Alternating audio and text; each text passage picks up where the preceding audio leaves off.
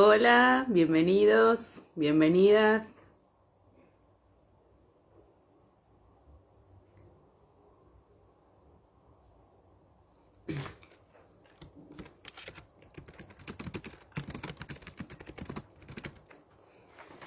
Muy bien, acá estamos esperando a Claudia, que ya se va. Hola Débora, bienvenida. Ahora sí, bienvenida Claudia. Hola, ¿cómo están? ¿Cómo están todos? Muy bien, ahora sí, oficialmente damos inicio al vivo con nuestra invitada del día de la fecha. Acá ya, mira, ya estás recibiendo saludos de parte de Débora Joher, que ya está abriendo con el primer saludo. Qué cosa más divina esa mujer. Es mi amiga. Hola. Bueno, bienvenida. Hoy tenemos como invitada en el Café Psicomotor a Claudia Ravera, que aceptó muy generosamente nuestra invitación, así que estamos muy ansiosos y con muchas ganas de escucharte hoy. Bueno, Eh, en Así primer que lugar, vamos, vamos a ver si podemos, a ver,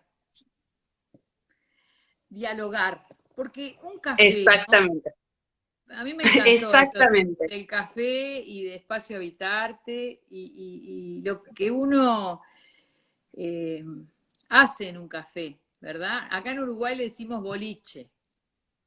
Hace muchos años, ¿no? No a los boliches que van a bailar los chicos, sino que se le dice boliche al bar, al lugar donde vas a conversar, ¿no?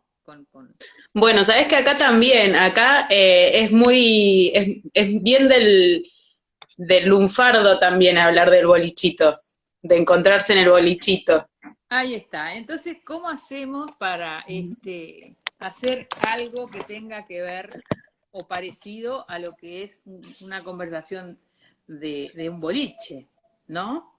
Yo A les, eso vamos a apuntar y eso lo vamos a buscar ahora. Bueno, vamos a tratar entonces de que tú converses conmigo y me transmitas lo que otros están queriendo conocer. Queriendo saber. Bueno, Ah, vamos a arrancar por el principio de todo, si querés presentarte como vos quieras para arrancar.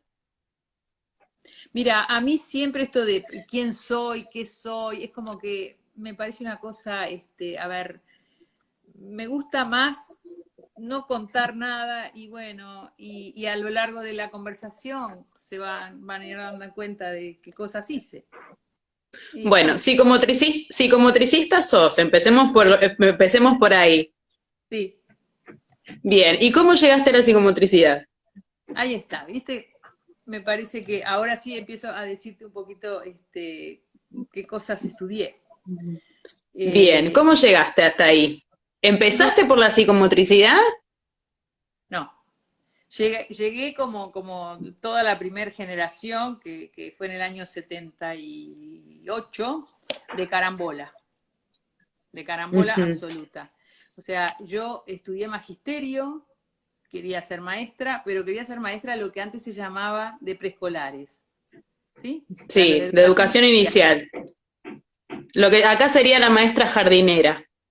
Exacto, porque me fascina me fascinaba y me fascina el mundo, cómo el niño de esas edades, con su pensamiento mágico, va tratando de entender esto que nos lleva toda la vida, ¿no? Pero que ellos con esa magia de esas edades van tratando de que todas las piezas encajen y que bueno, y que les quede medio redondito. Por eso siempre tiene una Empezar, explicación para todo, empezar a comprender el mundo por algún lado. por algún lado, a como sea. Y Y, de esta manera que nos gusta mucho a los psicomotricistas, que es a través de la exploración, empezar a explorar el mundo, no solamente a través de lo que nos dicen, sino específicamente explorar, tocar, oler, esa, eh, meterse con el cuerpo en el mundo. sentir, ¿no? Y, y bueno, ¿y qué pasó? Entré en el año 72 y estudié magisterio, en el año 73 comienza la dictadura. Cuando salgo del Ujú. instituto, en el 76, con el título de maestra, ¿qué pasa? No podía realizar la especialización porque las habían sacado. Claro. Un desastre la educación, era un desastre todo lo que fuera las especializaciones, obviamente.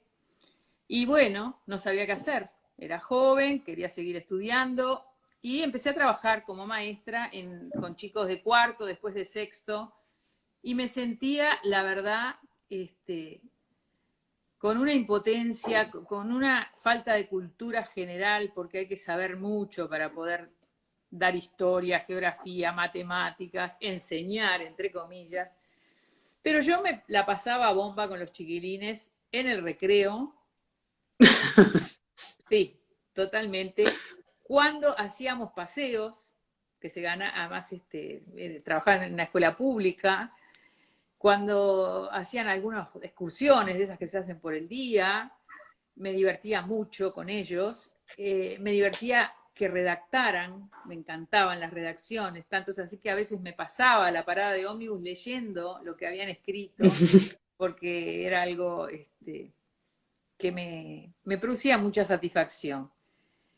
Y bueno, ¿y qué pasó? Que me di cuenta que un día en una de esas excursiones, yo tenía 21 años, íbamos con 60 chiquilines de sexto, éramos 2 maestras, habían juntado 2 sextos, era medio una locura, y se habían ganado en una cosa en la televisión que se llamaba el Tren del Saber, un premio para ir a Florida, que es un departamento nuestro, y a Maldonado, Punta del Este. Bueno, cuando íbamos en el ómnibus, a mí se me ocurrió, había un micrófono, empezar a hacer un concurso de canto, después de chistes y cosas así, y el chofer me mira y me dice, con todo lo que tiene para enseñarle de geografía, usted les está enseñando estas cosas. Yo ahí me di cuenta, me sentí horrible, espantosa, y me di cuenta que de verdad el chofer me había ayudado a entender que para mí el tema de la enseñanza en lo normativo y en lo... no era lo mío. Entonces dije, bueno, ¿cómo hago para seguir estudiando? Porque amaba estudiar.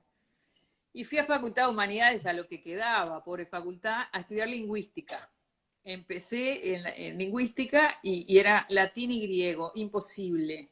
Dije, no, por acá no es, por acá no es. ¿Por qué lingüística? Porque me fascinaba el proceso de adquisición del lenguaje en los niños, desde chiquitos hasta 12 años y más, ¿no? La comunicación.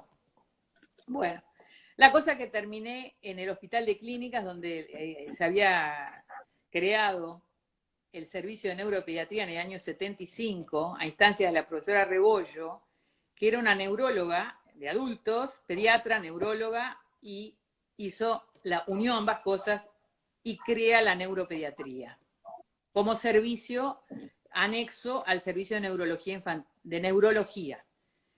Sí. Y yo llego ahí por Janet Podbielewicz, que era una psicomotricista muy inteligente, con una ética admirable, que era conocida de familiares.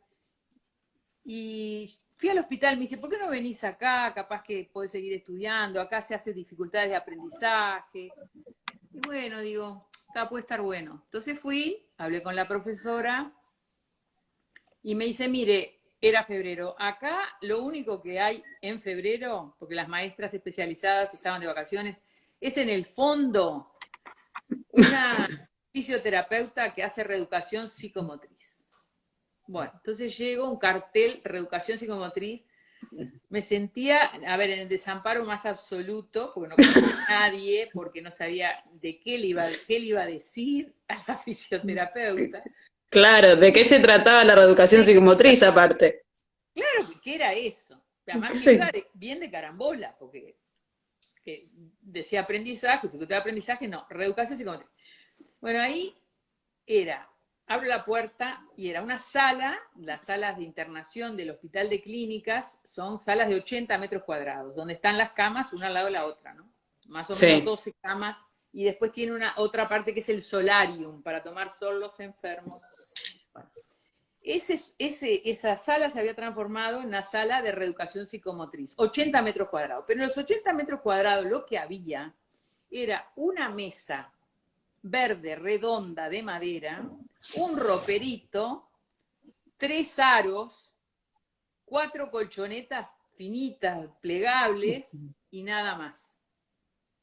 Una señora, que era la que después fue nuestra profesora, Berta Gordon de Arestivo, que era grande, que la respetaban los niños, con una túnica blanca que tenía bordado el nombre, fisioterapeuta, y unos niños en una mesa, haciendo los ejercicios de disociación de Reeducación. movimientos, de ritmo, de coordinación, pero toda aquella sala vacía, ¿no? No la usaba. De repente hacía una vuelta a carnero a algún chiquilín, pero no, cuando se le quería enseñar, ¿no? Ah, y había una camilla para estimulación temprana, para los bebés. Bueno, estaba Cristina de León, que ya iba a observar, y bueno, nos hicimos muy amigas y empezamos a observar a Berta. Después llegaron Ana Ceruti y Elena Grundel, que era otra compañera muy querida que falleció, y entre las 4 empezamos a observar, ayudábamos, no entendíamos mucho, más bien no entendíamos nada. ¿Qué era eso? ¿Para qué servía? Entonces empezamos a pensar, esto es como adiestrar a los chiquilines para que el WISC después les dé bien en la parte ejecutiva. Porque claro, y eso a vos, digamos, con todo este recorrido que venías haciendo, también te debería generar como cierta incomodidad, algo ahí había que mover. No, totalmente, pero estaba quietita, imagínate, en clínicas, ¿no? Es un hospital que es la escuela, la Facultad de Medicina es ese hospital, que es un hospital enorme en el centro de la ciudad. La profesora Rebollo, que lo que pedía era asiduidad, teníamos que ir a todo sin ser nadie, sin saber nada. Teníamos que ir a los Ateneos, que eran en unos anfiteatros que entraban más de 100 personas, que se veía al paciente con el médico ahí, adelante de todas las personas, y los pacientes, esos Ateneos eran de neurología de adultos, de psiquiatría infantil, y de lo que era el servicio de neuropediatría. Ahí lo que aprendí no está escrito. Pero te voy un poquito en la historia. Eso, cuando empezamos a observar la reeducación con esta fisioterapeuta, Rebollo crea con los programas, creo que de Suiza, de Francia, crea un programa y una carrera que es aceptada dentro de una de las 3 escuelas de la Facultad de Medicina que también funcionaban en clínicas. La escuela se llamaba de colaboradores del médico. O sea, el fisioterapeuta era el colaborador del fisiatra, el técnico oftalmólogo del oftalmólogo, y así radiólogo, y así sucesivamente. Sí. El técnico de educación psicomotriz iba a ser el colaborador del neuropediatra. En las funciones simbólicas, más bien. Era el encare que tenía en ese momento, sobre todo. Bueno, se crea la carrera, hay un examen de admisión. Yo esto ya escuché que lo contó, escuché la entrevista de Juan Mila y la de Ana Ceruti, así que no quiero repetir. Sí. Pero bueno, se crea la carrera y entramos 10 personas, de las que nos recibimos 7. Durante 2 años teníamos que estar prácticamente 8 horas, de lunes a sábado. El sábado era revista de revistas, teníamos que ir de mañana. Íbamos a la Facultad de Química, a la Facultad de Odontología, a la Facultad de Medicina y al Hospital de Clínicas. De a poco íbamos tratando, como los niños que te digo, que a mí me interesaban, que eran los chiquitines, de cómo van a todo el mundo, tratando de armar ese rompecabezas con piezas de cualquier rompecabezas. No entendíamos, nos costaba tremendamente integrar. Estudiamos ¿cómo se dice? Histología, neurohistología, neuroanatomía, anatomía, con cadáveres, observando, disecar, no disecando nosotros, pero éramos pocos, y nosotros lo que observamos eran miembros superiores, inferiores, y todo lo que es cerebro. Cerebelo y tronco. De neurología, muchísimo. Y estábamos con los posgrados de neuropediatría. A ver, o sea, Era una distancia, nos moríamos de vergüenza, pero yo dábamos los exámenes, Rebollo decía, aunque no les sirva después la neurohistología, no sé cuánto, ustedes van a ver que esto siempre va a servir. Y tenía razón. Yo Que creo todo está enlazado. que no, ¿sabés qué pienso? Que la psicomotricidad, al ser una disciplina de fronteras o de bordes o con un objeto de estudio tan amplio, tan la globalidad, ¿verdad?, del niño, es, requiere, para que no te bandees, para que no te vayas, una médula, un eje, o una ciencia dura, o como se le quiera llamar. Y para nosotros la neurología lo fue. Y yo creo que, y el hospital, ¿eh? El hospital te da algo que es un respeto por el organismo, por los avatares más imposibles de la vida, por los accidentes, por lo que puede suceder en lo que es desde lo genético, lo congénito, lo perinatal. Entonces aprendés mucho a esto de que nos tenemos que unir para entender algo de esta complejidad y de este ser que está sufriendo, ¿no? Y de esta familia que está sufriendo. Entonces, para mí, Exactamente. el tránsito por el hospital, que no era cualquier hospital, que era un hospital de la Facultad de Medicina donde había fisioterapeutas, trabajadores sociales, la enfermera, médicos de todas las especialidades, psicólogos, fonoaudiólogos, psicopedagogos, en fin, o sea, lo que pienso que nos enriqueció mucho es haber nacido gracias a esto que hizo la profesora adentro de la facultad. Y Y lo también otro, pienso que este paso por el hospital, para todos aquellos que tuvimos por diferentes motivos que transitar los caminos de los hospitales, hace también que uno pueda desarrollar una sensibilidad particular para comprender a las familias, para poder totalmente, ubicarse en el sentir de las familias, que no es algo menor. no, Muchas de estas disciplinas ponen la mirada en el niño y en su padecer, pero poder acercarse a qué es lo que está viviendo esa familia en ese tránsito por tantas especialidades, por tantas terapias, es muy importante también.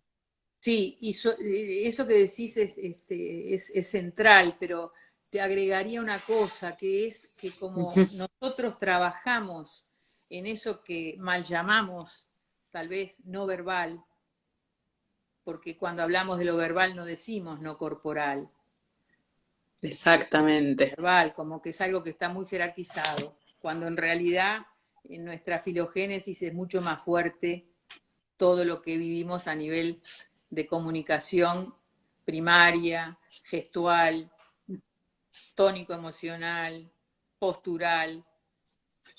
Y cuando uno está frente a un niño que tuvo un accidente de tránsito, o un niño que está convulsivando, o un niño con una hidrocefalia, o un bebé que el lenguaje no es lo central, sino la comunicación en esos niveles, uno aprende en la cama, al lado de la cama del niño, del paciente, ese lenguaje intransferible, que es dual, que es primario y que es la riqueza más grande para todas las edades de la vida, para todas Y las que edades.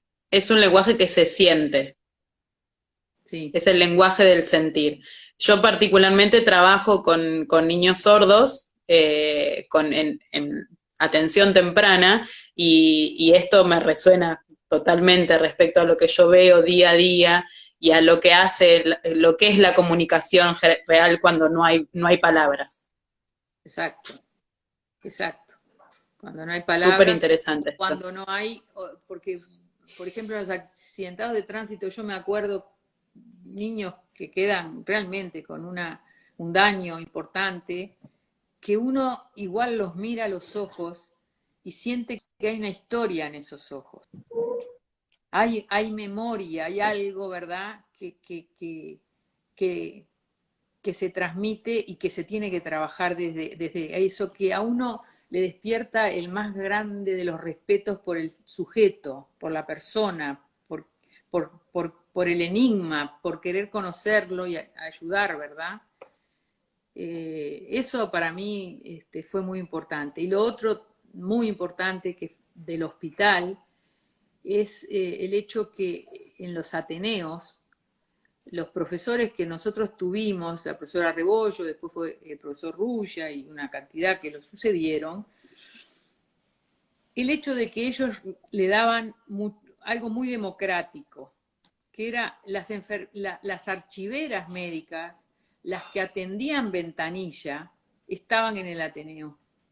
Y la palabra de ellas, de lo que observaban de la sala de espera, era tan importante como la del neurocirujano, como la del psicólogo, como la de cualquiera, ¿sí?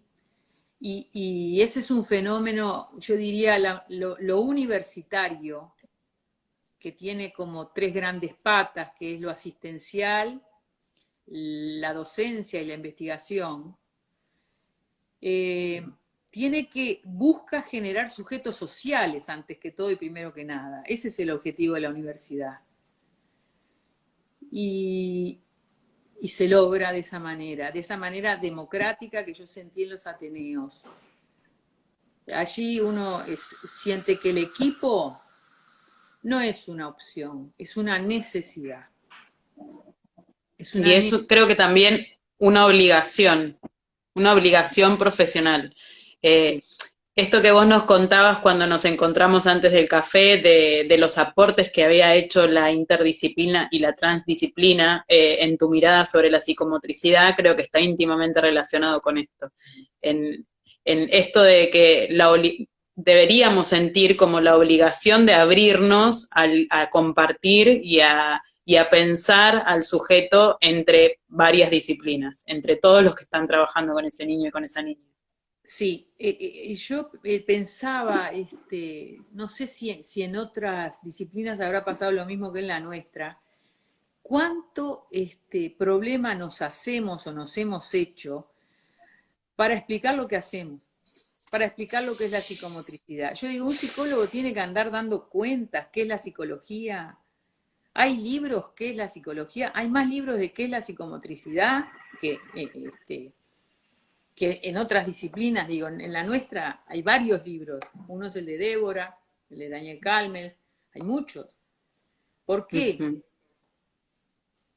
Porque es una disciplina de bordes, porque es una disciplina que trabaja en niveles profundos de la comunicación, de lo no verbal, o como le querramos llamar, tónico emocional, porque la complejidad es muy grande, porque tenemos que saber mucho de esta médula que yo te planteaba, pero también sí, de aspectos entrelazados cognitivos, afectivo-emocionales, motores, pero no dichos así, ni estudiados así. Integrar eso te lleva a la vida, porque cada niño te tira abajo la estantería.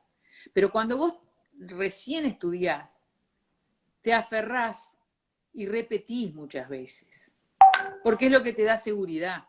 Por eso los estudiantes exactamente. piden que les demos, no la receta, pero quieren las pruebas para el diagnóstico. Quieren, para un proyecto terapéutico tener ciertos, como se dice ahora, los tips famosos. No, eso te lleva a la vida, o sea, dejar de encontrar el niño del libro. Como nos decía ayer justamente, nos decía Patricia Lacerna, también pensando en su recorrido, nos recordaba que Mirta Chockler, cuando ellos empezaron a estudiar, les decía, ustedes si vienen a buscar la receta, acá la receta yo no se las doy. Sí, no. Es como cocinar, quien cocina con la receta no puede. No es eso. No alcanza para nada.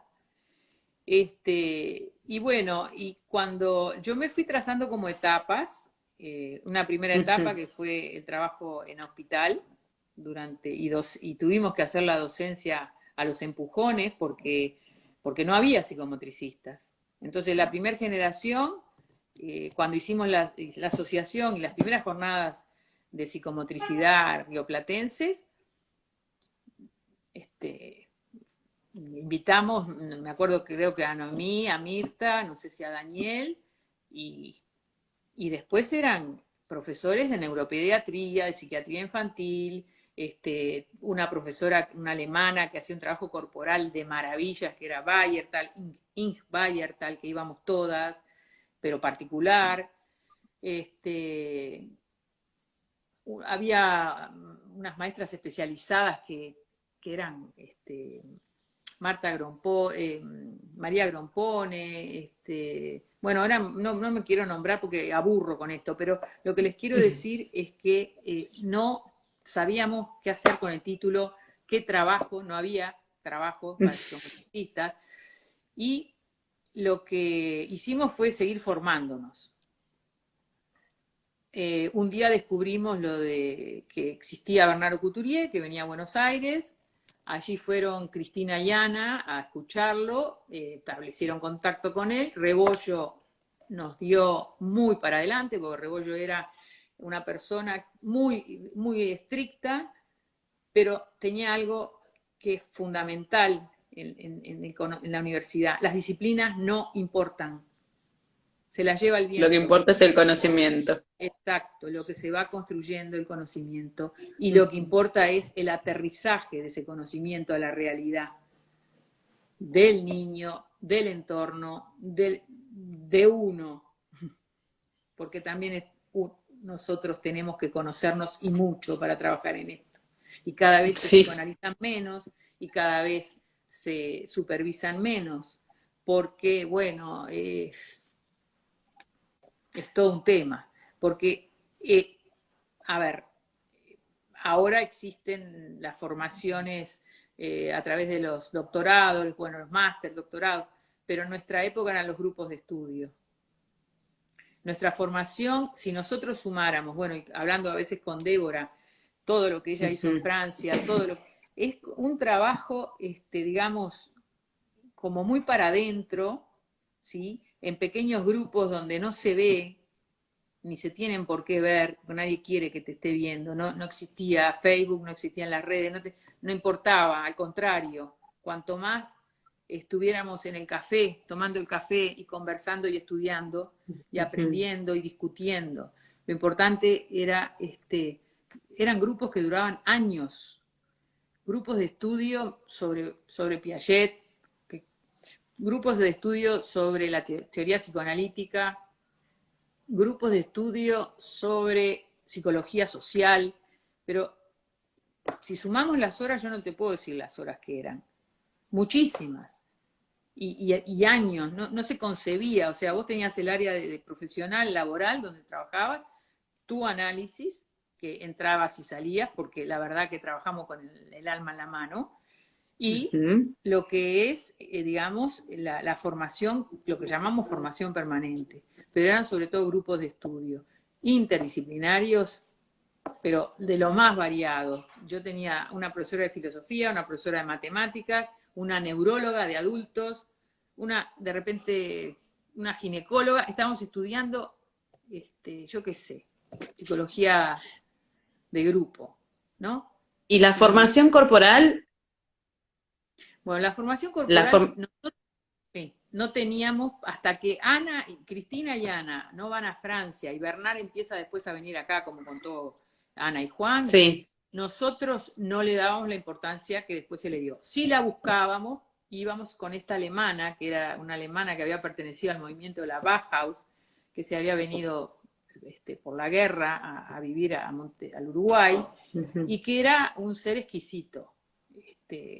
Y trabajaba lo que se llamaba algo así como gimnasia consciente, pero no era eso, era muy parecido a lo que hacemos nosotros, era un trabajo de mucha introspección, por decir de una manera, en un espacio muy agradable físicamente, estéticamente, desde el punto de vista de la temperatura, del silencio, o sea, era una mujer que hacía un trabajo, y de repente íbamos y dicen, bueno, hoy vamos a trabajar el psoas ilíaco. Sacaba un libro de anatomía, nos sentábamos alrededor mirábamos dónde estaba insertado, nos mostraba, tenía una caja con huesos, sobre todo insistía con la zona de la cruz, como llamaba ella el área Sí, de verdad, del eje la longitudinal pelvis. y la pelvis, y había que sentir el psoas ilíaco durante 1 hora, y no era changa, ¿no? Sí, Trabajar ese. y no es un músculo fácil de trabajar, justamente. Y otro día trabajábamos espalda contra espalda, de a dos, y otro día trabajábamos con tambores o instrumentos de percusión. Percusión. Y bueno, y era un trabajo para mí impresionante que hacía esa mujer. Y íbamos con la primera y la segunda generación nos unimos mucho. Hicimos como un fuerte grupo. Y lo importante es que en la etapa cuando Cristina viaja y Ana también a Francia y traen lo de Bernard, les quiero contar 2 cosas. Una, que cuando Cristina llega y da en el anfiteatro que te cuento, con toda esta cantidad de gente, que Sí. era un zoológico de disciplinas y de seres, con sus narcisismos, rivalidades y estupideces que tenemos todos, Cristina da una charla sobre la psicomotricidad en Francia y la psicomotricidad au couturier. Yo no les puedo explicar lo que fue como una bomba. Salieron del Ateneo, la gente salió del Ateneo acuchichando por los corredores, que cómo íbamos a hacer eso, que los chiquilines, poco menos que con el contacto iban a salir homosexuales, que cómo puede ser que todo, que el juego, que dónde estaba la ejercitación. Bueno, fue tremendo. Ahí, ¿qué pasó? En el año 82, nosotros quisimos armar una sala de psicomotricidad como la de Bernardo Couturier. Y pedimos colchones al hospital. Y se pensaron que era para una sala de internación, pero era la sala esta que te dije, con la mesa verde. Claro. Ya se había jubilado Berta. Entonces nos mandan los colchones y cuando se dan cuenta que no es para internación, nos los quieren retirar. Yo te diría que en media hora, entre todas, con cuchillos que los poníamos a calentar con una vela, los deshicimos los colchones y los armamos los prismas con Novopren. O sea que no había manera de...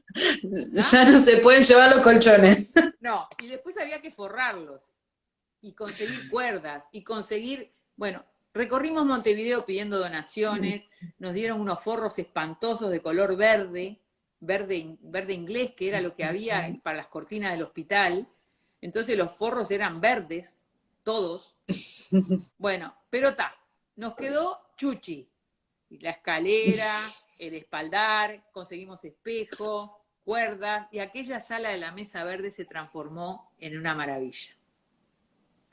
Qué hermosa transformación.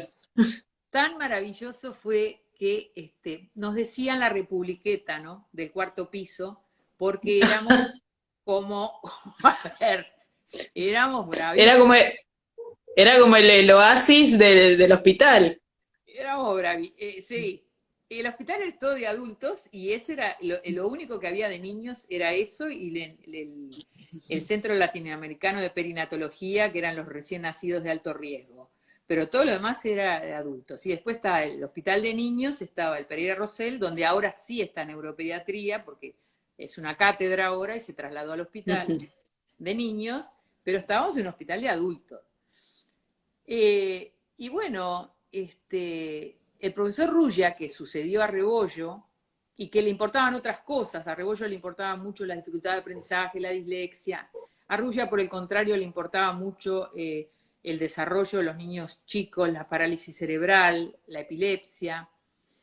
Y me acuerdo que el profesor venía a la sala de psicomotricidad y les hacía el estudio neurológico y dice, es diferente. Los niños acá hacen mucho mejor. Responden de otra manera. todas las marionetas, la oposición de dos al pulgar, la diacocinesia, todo era, lo hacían mejor, porque estaban en un ambiente que era para ellos, de niños, y el profesor se tenía que sentar en un banquito bajito, ¿viste? Esos banquitos suecos, como... Bueno, entonces es como que, y nos pasa lo mismo en la sala, ¿no? Los niños, es su lugar, ellos llegan y es su lugar, no hay un escritorio, no hay una mesa de adultos. Y los padres, cuando vienen las Exactamente. entrevistas, bajan al nivel de los niños, ¿no? Pero Y bueno, contanos sí, cómo en todo este recorrido que vos hiciste, cómo fuiste construyendo tu propia concepción de cuerpo para la psicomotricidad, porque me imagino que el cuerpo, la concepción de cuerpo con la que arrancaste a la que tenés ahora no es la misma. Entonces, ¿cómo fue esa construcción? Y para vos, ¿de qué cuerpo hablamos hoy, después de todo este recorrido, cuando hablamos de psicomotricidad? bueno, la pregunta del millón. Mira, eh, te diría que uno desearía que existiera una teoría, ¿verdad? Que nos integrara de la mejor manera o más abarcativa los aspectos psicomotrices. A mí me gusta mucho el libro de Jean Le Camus, cuando habla del cuerpo en discusión, y cómo la psicomotricidad fue pasando por las distintas etapas, donde al principio lo psico era así de chiquito y la motricidad era así de grande, que era un poco la etapa. Sí. Bueno, después lo psico era muy cognitivo, ¿m? Y se transformó como que era lo más importante, ¿no? La base del cuerpo hábil, del cuerpo, no me sale la segunda, el significante. Bueno, Y el cuerpo instrumental, sí. sí, no me acuerdo de la palabra. Y lo cierto es que cuando se equilibran de alguna manera, que es lo que yo busqué y todos buscamos, fue gracias, en mi caso, y creo que si uno lee a Vergés, si uno ve toda la línea de Balón, la consultación de Balón fue seguida por Desazó, a Julia Guerra, Vergés, Marcelli, y bueno, y la verdad que el psicoanálisis atraviesa absolutamente a la psicomotricidad. Para mí no existe la psicomotricidad si no nos psicoanalizamos y si no sabemos de psicoanálisis. Pero el tema es cómo lo integramos, ¿sí? ¿Cómo fuimos transitando eso? Y bueno, buscando psicoanalistas que nos enseñaran de psicoanálisis, psicoanalizándonos, tratando de no pasarnos para el otro lado, de mantener un equilibrio. Y yo te diría que yo hice una diplomatura en el año 2005 sobre clínica de la perinatalidad y trastorno de los vínculos tempranos, organizado por una universidad de Marsella, pero que se hizo en Uruguay en convenio con otra universidad, con la de Uruguay, con la de Aix-en-Provence, que es de Marsella, y una de Porto Alegre, la ULBRA. Los profesores eran todos franceses, los que venían. Víctor Guerra era el coordinador, y Analia Camiruaga y Maren Viñar también coordinaba.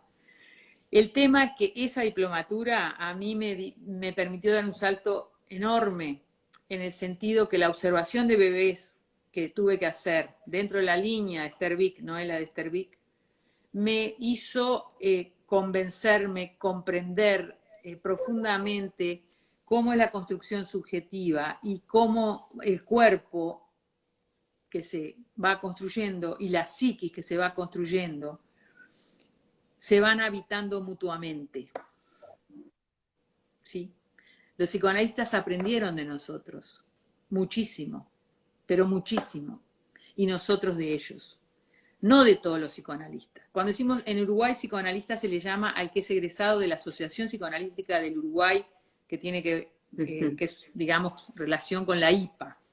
No se le llama psicoanalista al que adhiere al psicoanálisis, sino al que estudia durante 5 años un máster en la Asociación Psicoanalítica. También hay otras asociaciones como AUDEP que son también de orientación, psicoanalítica, pero se dice psicoterapeutas, ¿sí? El psicoanalista en Uruguay se le dice al de la APO.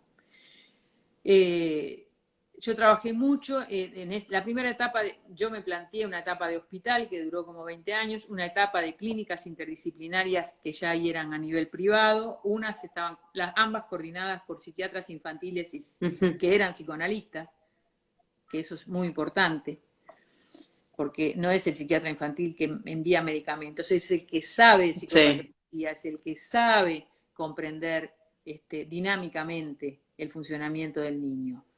Entonces, la concepción de cuerpo que yo tengo, no la tengo como una cosa aislada. Para mí, la teoría de Winnicott me ayuda muchísimo a pensar, cuando él habla del proceso de personalización, cuando él habla de la integración psique-soma, me ayuda y me sirve para mantener ese equilibrio entre la psicomotricidad. Pero eso se para encontrar esos bordes de los que hablábamos justamente el otro día también, donde nos vamos tocando levemente con el resto de las disciplinas. Ahí están nuestros bordes. Ahí fue donde uno más se empieza a encontrar la especificidad de su disciplina, cuando encuentra que te están codeando, pero bien, ¿no? De todos lados, como vas diciendo, bueno, pero esto no es mío, pero esto no es mío, y esto sí. Pero si te tenés que ir a trabajar acá a la Muchita y no hay nadie, obviamente que vas a hacer un trabajo que a veces decís, de cuántas cosas me tengo que ocupar, que no soy. Exactamente. Como dice un poco Le Camus, que el psicomotricista no debe tener un disfraz de arlequín, como fragmentado y de a pedazos, sino integrar esas cosas, ¿no? Y bueno, obviamente que el trabajo en interdisciplina, el trabajo interno que uno hace con el bebé que lleva adentro, con el niño que tiene adentro, ese trabajo es permanente, es fundamental para mantener un espíritu lúdico, para mantener un aire de juego. Y lo que te decía hoy es que todos podemos hablar, escribir, piripipi. ¿Sabés dónde se ven las cosas? En el consultorio, en la cancha. Allí es donde uno tiene que aprender a observarse a sí mismo. Yo con pacientes graves prefiero tener un observador en la sala, porque me ayuda a sentir esto de la teoría de la mente, de que tú me miras y yo me siento mirada. Tú me piensas y yo me siento pensada. ¿Sí? Y sé que tu mente y tu observación está separada de mí. Cuando yo después quedo sola con otros pacientes, me observo a mí misma. Y como hacemos muchas cosas que son intuitivas, porque no hay otra manera en los niveles no verbales, siempre hay hipótesis que nos llevan a hacerlo. La intuición no es cualquier cosa. La intuición es como que sedimenta todo eso que fuimos aprendiendo, conociendo. Y a veces yo trabajo mucho con las madres en la sala y me dicen, ¿cómo se te ocurrió hacer eso?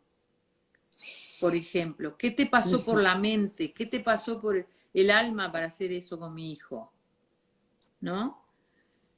Como un descubrimiento que hacemos juntas y que quiere conocer y que yo tengo que ver la manera de compartir. Y también a la inversa me pasa, que aprendo de las madres muchísimo y de los padres y que a veces no sé si tengo que pagarles en lugar de cobrar. ¿Sí?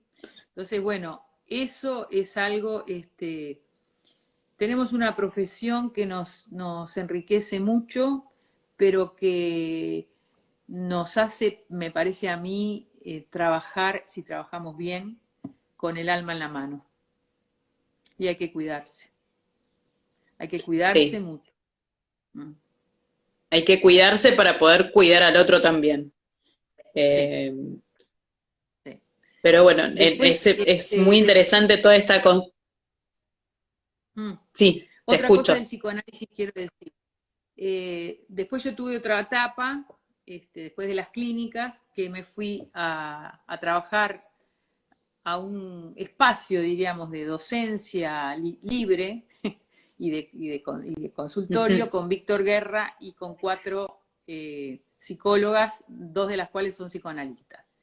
En una calle todavía estamos, Víctor falleció, fue algo tremendo, porque era como una especie que te puedo explicar, un motor fuera de borda, un creador, una fuerza para pensar la infancia, para pensarla y dar vuelta todo pata arriba, ¿viste? Cuando das vuelta todo pata La, para arriba crea para la reordenar. creatividad puesta en marcha, sí.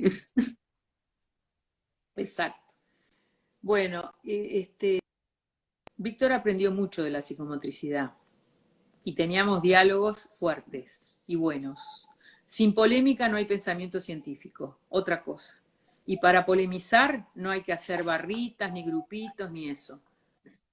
Eso no. Y tampoco estamos en la profesión para ser amigos de los otros, u otras psicomotricistas. Esto no es un tema de amistad.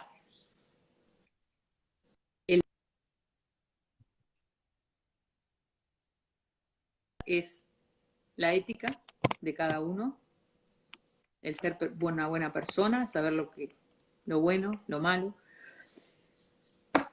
la seriedad profesional, ser consecuente con lo que uno hace y con lo que uno dice, porque hay muchos piquitos de oro, pero yo quiero saber qué hacen adentro del consultorio. En todas las disciplinas, en todas. No estoy hablando de nosotros. Sí, tal cual. Entonces, cuando a mí no me gustan las barritas, ni los grupos cerrados, ni porque no es eso. Ahí no se construye el conocimiento, se construye polemizando. Y la polémica no la acepta cualquiera. No. Desde ya que no. Y bueno, si no hacemos Desde ya eso, eso que lo dice Morén clarito en su libro, cuando con la cabeza bien puesta, planteando una reforma para la universidad, ¿no? Ese libro de Morén no tiene desperdicio. Si no, vamos a cosificar el objeto de estudio, hiperespecializar y separar al sujeto en pedazos, cuando la nuestra es una disciplina holística, es maravillosa. Todo lo que podemos hacer en los equipos, todo lo que tenemos para dar, pero nos tenemos que integrar, no nos podemos embanderar. A mí no me importa la psicomotricidad, no me importa, me importa el sujeto, los niños, la sociedad, lo que estamos haciendo,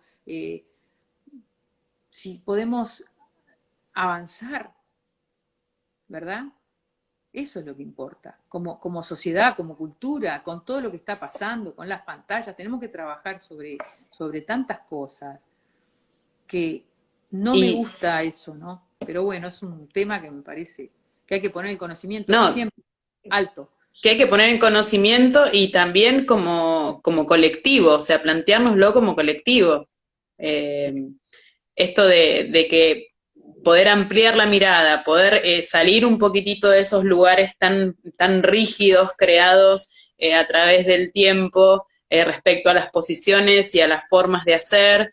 Si hay algo que a mí me parece increíble es esto que vos nos fuiste contando acerca de cómo durante todo tu recorrido, con toda tu experiencia y compartiendo con otros profesionales, fuiste cambiando tu concepción de cuerpo, fuiste cambiando la concepción de la intervención. Eso habla de la apertura y habla de poder interpelarse a uno mismo a través de compartir con otros.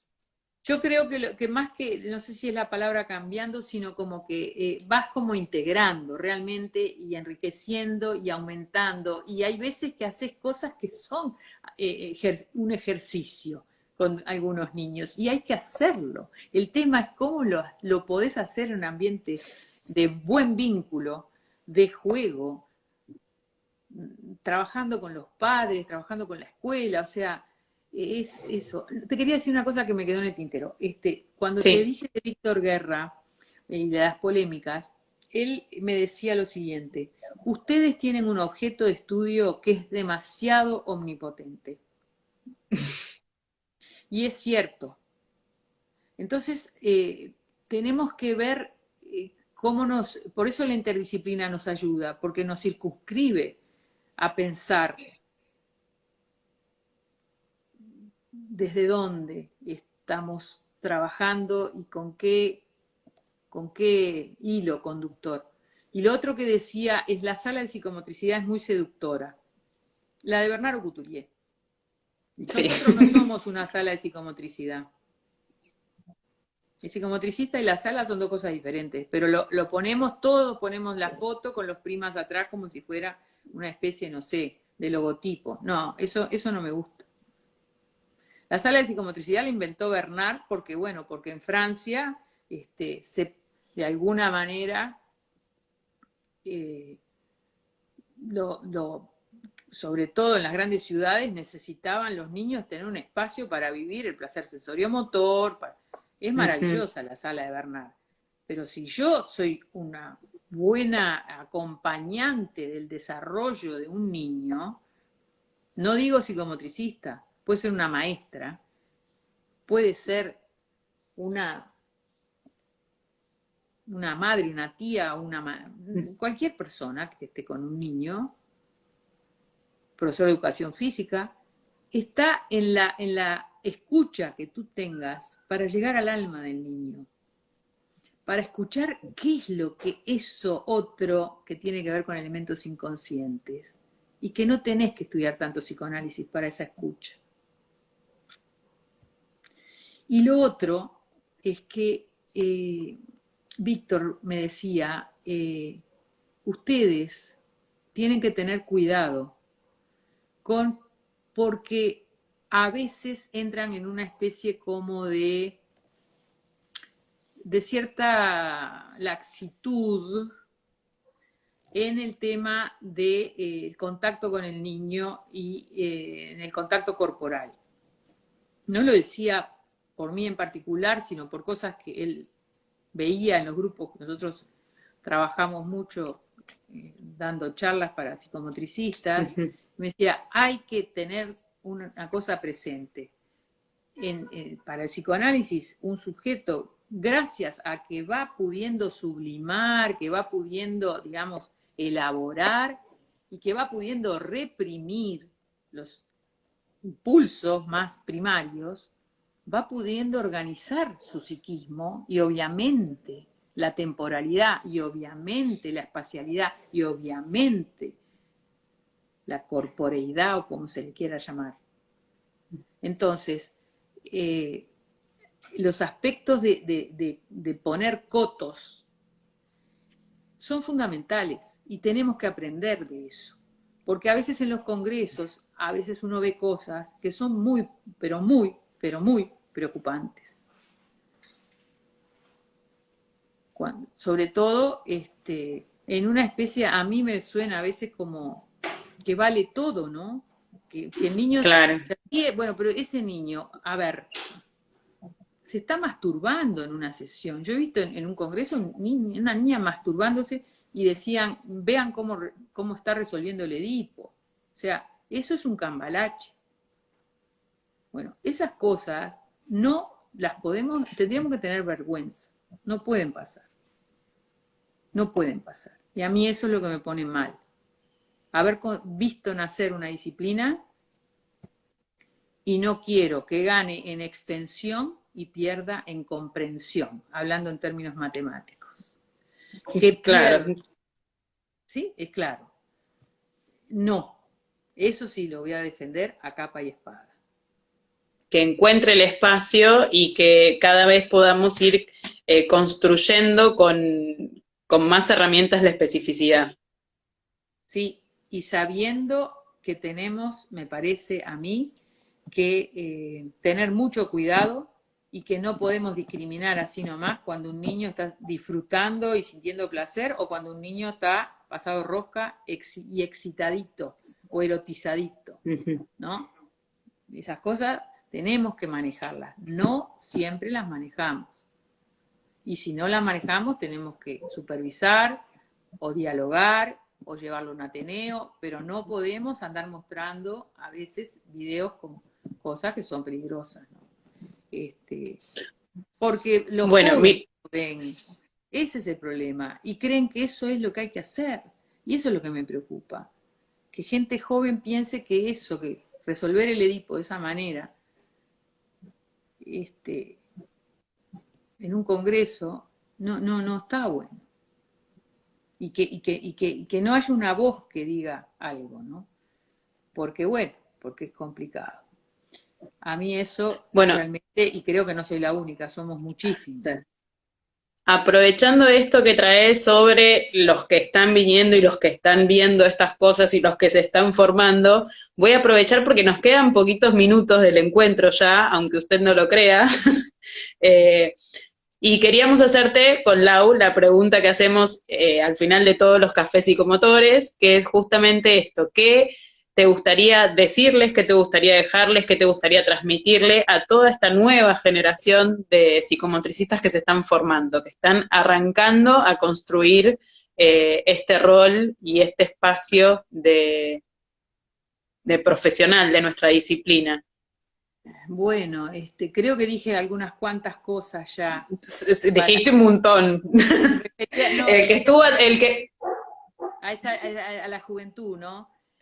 Primero que es una disciplina que se disfruta, o sea, para el que le gusta trabajar como a mí me gustaba con los niños y ver el mundo a través de los ojos de un niño, como dice Tonucci, me parece que no puede haber otra. Segundo, que es una disciplina que para la época que estamos viviendo tiene muchísimo, muchísimo para dar. La ansiedad, la instantaneidad, la excitación, el hiperestímulo, todo lo que está pasando, bueno, tratar de cambiar o digamos de prestar especial atención a cómo ofrecer un espacio que tenga que ver con esta época y que ofrezca para los niños, para todas las personas de las distintas edades, este bienestar en su cuerpo, ¿verdad? Y que esta integración del cuerpo y de la psiquis con un gran bienestar, con el mejor bienestar. Y que para eso se necesita mucha seriedad, mucha seriedad. Yo pondría el énfasis en la seriedad, en el compromiso, en los grupos de estudio. Yo volvería a los grupos de estudio, perdónenme. Y que el trabajo corporal importa, pero me parece que el otro es tan o más importante. bueno, Claudia, te queremos agradecer profundamente. La verdad que, nada, tenemos un montón de material de todo lo que nos fuiste compartiendo acá. Hay saludos que te van dejando. Acá Sandra dice que comparte y que te admira, que trabaja mucho con los materiales en los espacios de la sala de psicomotricidad, con tus materiales. Bueno, Débora te mandó muchos mensajes, está muy de acuerdo con vos en todo. Tenemos muchos mensajitos agradeciéndote y compartiendo mucho de esto que vos trajiste sobre la importancia de la interdisciplina, de escuchar a otras disciplinas y sobre todo algo que rescatamos nosotras siempre, que es una constante de todos nuestros invitados y nuestras invitadas, que es la formación continua. Claro. No pensar que todo termina en el momento de recibir el título y de salir al mundo laboral, sino que es ahí donde todo empieza. Y bueno, yo les agradezco muchísimo a ustedes, a Espacio Habitarte, porque estas cosas, ¿no? Que son como un grupo de estudio también, en el sentido de que no estamos haciendo algo ni por dinero, ni tú ni yo, ni por hacernos no sé, estamos preocupándonos por la disciplina.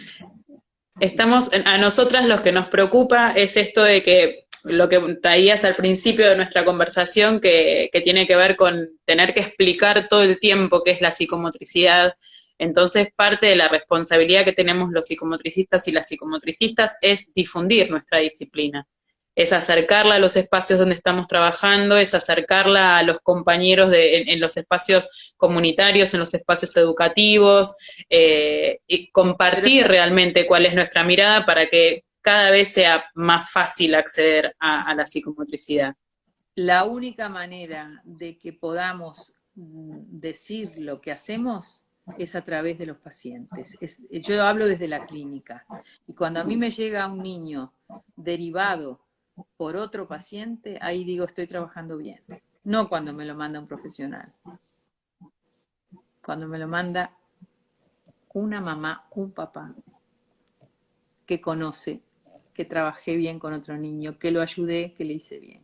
Eso es lo principal. Bueno, te agradecemos un montonazo, nos quedan apenitas unos segundos para que se termine el vivo y antes de que se nos corte vamos a despedirnos y agradecerte de todo corazón por este espacio y por todo lo que nos transmitiste. Bueno, a las órdenes, cuando quieran, yo, viste que estaba bastante complicada, muy desordenada, me hubiera gustado hacerlo de repente más ordenado, quedan 800.000 cosas, pues son 44 años de casi de... Exactamente, pero este es el espíritu del Café Psicomotor, es justamente la charla informal y lo que va surgiendo, que claramente esto que surgió hoy fue maravilloso. Bueno, muchas gracias. Muchísimas gracias y nos despedimos con un beso. Chao. Gracias a todos los que estuvieron con nosotras. Chau, chau. Chao, gracias.